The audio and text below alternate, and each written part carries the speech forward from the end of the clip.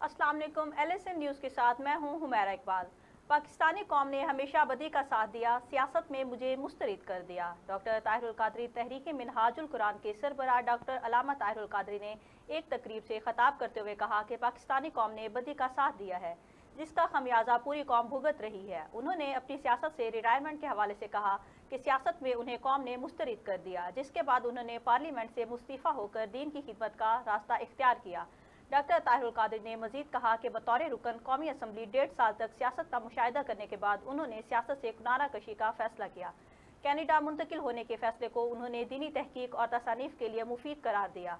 जहां उन्होंने गुज़िश्ता 7 सालों में 70% दीनी काम मुकम्मल किया। उन्होंने एक हदीस का हवाला देते हुए कहा कि जब कौम बुराई, नाइंसाफ़ी, जुल्म और करप्शन के खिलाफ आवाज़ नहीं उठाती तो उस पर अल्लाह का अजाब नाजिल होता है, और ऐसी कौम के लिए अल्लाह के मुकर्रब बंदे भी दुआएं करें तो वो कबूल नहीं होती।